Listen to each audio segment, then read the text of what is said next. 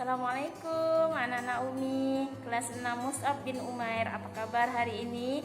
Semoga kamu semua dalam keadaan sehat dan bersemangat menjalankan aktivitas hari ini. Anak-anak Umi, pernahkah kamu mendengar pepatah di mana bumi dipijak, di situ langit dijunjung? Pepatah ini bermakna di mana kita berada pada suatu tempat yang baru, maka hendaknya kita dapat menyesuaikan diri atau beradaptasi dengan lingkungan. Anak-anak Umi, hal ini juga bisa berlaku bagi lingkungan, bagi tumbuhan. Agar keberlangsungan hidupnya terjamin, tumbuhan juga harus dapat beradaptasi, menyesuaikan diri dengan lingkungannya. Adaptasi adalah kemampuan makhluk hidup untuk menyesuaikan diri terhadap lingkungannya. Tujuannya agar tetap bertahan hidup di tempat habitatnya masing-masing. Anak Umi, berikut cara-cara tumbuhan beradaptasi dengan lingkungannya. Yang pertama adalah tumbuhan xerofit, yaitu tumbuhan yang beradaptasi terhadap lingkungan hidupnya yang panas dan kering. Tumbuhan ini sangat tahan dengan udara yang kering dan kurang air. Ciri-cirinya yang pertama, permukaannya dilapisi lapisan seperti lilin yang berguna untuk mengurangi penguapan. Yang kedua, ukuran daunnya kecil dan biasanya berduri untuk mengurangi penguapan. Yang ketiga, tumbuhan ini punya akar yang panjang untuk mencari air. Yang keempat, batangnya juga tebal yang berguna untuk menyimpan cadangan air. Contoh dari tumbuhan ini adalah seperti kaktus, kurma, lidah buaya, adenium, dan lain sebagainya. Yang kedua adalah tumbuhan hidropit. Hidropit adalah tumbuhan yang hidup di tempat basah atau malah hidup di air. Sesuai dengan kata hidro yang artinya air. Ciri-cirinya adalah terapung di atas air, mempunyai permukaan daun yang lebar, batangnya menggembung seperti berongga berisi udara sehingga bisa membuat mengapung di air seperti pelampung. Akarnya kecil sehingga air mudah menyebar ke seluruh daun. Contoh tumbuhan hidropit ini adalah seperti kangkung, teratai, kiambang, dan ejeng gondok. Yang ketiga adalah higrofit. Tumbuhan higrofit ini merupakan tumbuhan yang bisa bertahan hidup di daerah yang lembab. Biasanya tumbuhan ini hidup di hutan. Ciri-ciri tumbuhan higrofit adalah berdaun tipis dan lebar, punya banyak stomata atau celah-celah kecil pada daun. Contoh tumbuhan higrofit adalah tumbuhan paku, dedalu atau gandarusa, dan lumut. Yang keempat adalah tumbuhan halofit. Tumbuhan halofit adalah tumbuhan yang tahan hidup di tempat asin seperti pantai atau laut. Tumbuhan ini tahan terhadap lingkungan dengan kadar garam yang tinggi.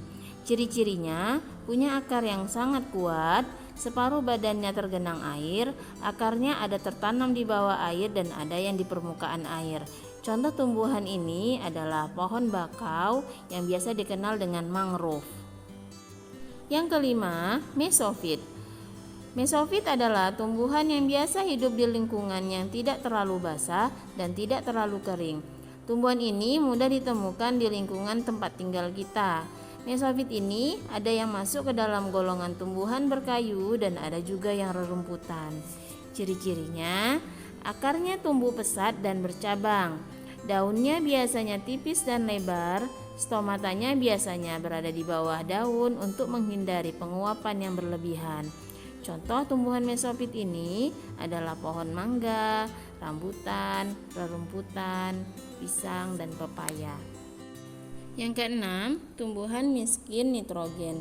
Tumbuhan yang tumbuh di lingkungan miskin nitrogen ini biasanya melakukan penyesuaian diri dengan memerangkap serangga, kemudian mencerna sebagai sumber nitrogen. Contohnya adalah tumbuhan venus dan kantong semar. Anak Umi, tidak hanya dapat menyesuaikan diri dengan lingkungan, beberapa tumbuhan juga dapat melindungi diri dari pemangsanya. Nah, berikut ini beberapa contoh penyesuaian diri dari tumbuhan dalam melindungi diri dari pemangsanya. Berikut penjelasannya. Ada beberapa cara tumbuhan melindungi diri agar kelangsungan hidup dan generasinya tidak terganggu. Yang pertama, tumbuhan melindungi diri dengan duri. Seperti contohnya pada bunga putri malu, bunga mawar, kaktus, dan lain sebagainya.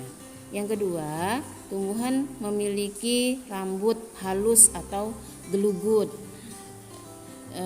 Ini bisa menghasilkan rasa gatal pada kulit pemangsa yang ingin memakannya. Contohnya pada bambu, daun gempi-gimpi, dan daun jelatang. Yang ketiga, tumbuhan yang mempunyai racun. Contohnya adalah bunga kecubung, bunga Nerium oleander, dan singkong karet.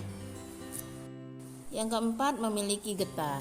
Selain berfungsi sebagai media transportasi unsur hara dan fotosintat dalam pembuluh angkut, getah juga ternyata dapat berfungsi sebagai media perlindungan diri dari pemangsanya. Contoh tumbuhan ini adalah pohon nangka, karet, dan pohon pepaya. Yang kelima, memiliki cangkang yang keras. Berfungsi untuk melindungi dirinya agar tidak dimakan oleh hewan pemakan biji, sehingga ia dapat berkecambah dan dapat meneruskan kehidupannya.